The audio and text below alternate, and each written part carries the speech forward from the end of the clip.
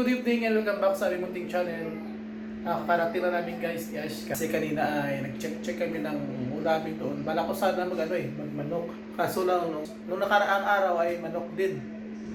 So yun, dumaan kami doon sa may stante ng isda. Nakita ko yung ulo ng talagi ko. Isisip ko kanina baka may ulo doon kasi umigop ng sabaw ng ulo ng isda. So yun, nakita ko medyo marami pa. Bumili ka agad ako. So yun ang ulamin namin ngayon, gabi. So before anything else guys, please don't forget to subscribe sa aming channel. Lalo sa amin guys na beginner pa lang sa paggawa ng vlog, ay yung share and subscribe yung malaki na tulong sa amin para makadagdag sa aming subscriber. At salamat sa mga unti-unting new subscriber namin. Mabuhay kayong lahat dyan, lalo na sa mga OFW natin na nag-subscribe. Maraming salamat sa inyo mga kabayan.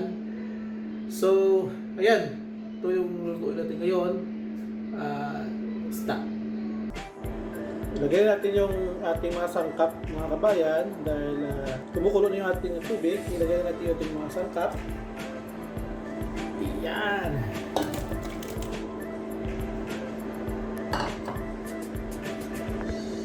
Kaluan natin muli guys.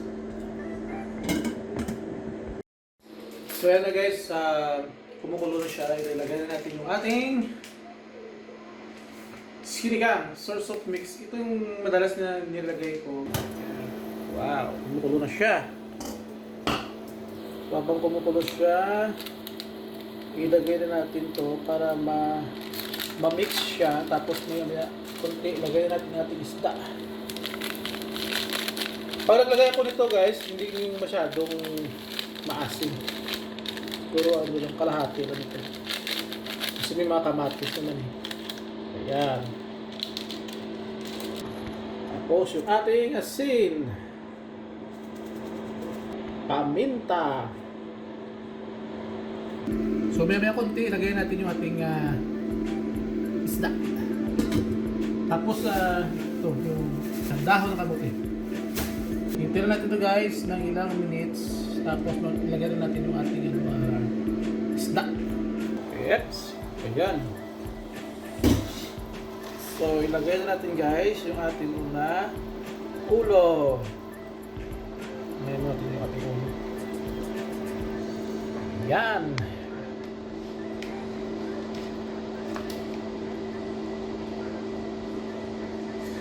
Kasya to. Nagdagal natin maya konti ng sabaw.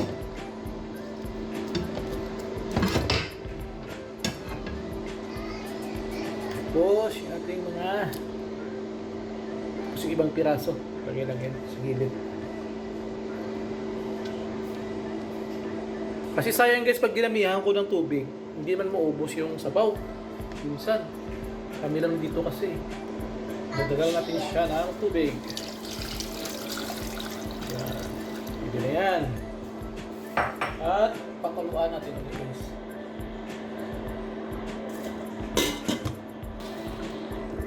Yan guys, luto na siya. Yung laman niya. Wow! Bango! Salang natin yung ating kangkong. Ayan.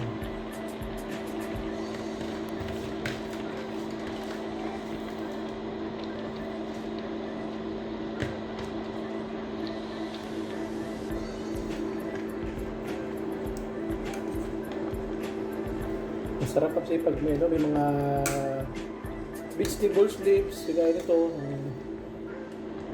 kangkong.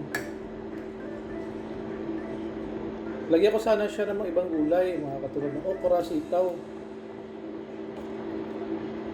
Kaso lang, sabi ko, yan na lang, kangkong na lang. Tal na ulo lang naman ang isda yan. So, tayo natin tumulo ito. Low heat na lang tayo kasi gulay na naman. Nakaluto na ito yung isda natin.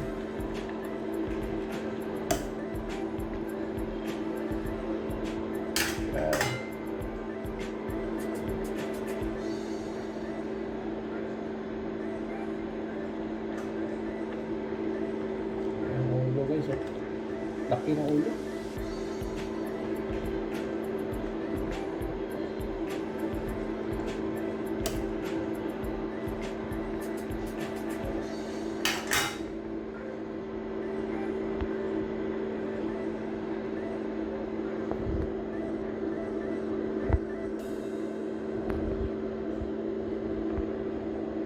So yan guys, tapos na yan. At maya ay kakain na kami. Hinihintay ko na kasi yung asawa ko para sabay na kami kumain. Mga anong pang oras kasi, mga alas 8:40 na.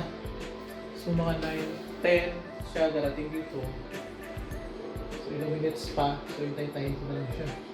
Para sabay na kami kumain. Kasi paano ko rin siya. Hanggang dito muna tayo guys at see you on our next video. Please don't forget again to subscribe sa aming munting channel para makagawa kami guys, continuous kami makagawa sa susunod na video. Salamat din ulit sa mga new subscriber namin, at least nadagdagan yung aming subscriber. Hopefully, susunod na mga araw, madagdagan yung mga subscriber namin. So, thank you again guys sa inyo and God bless.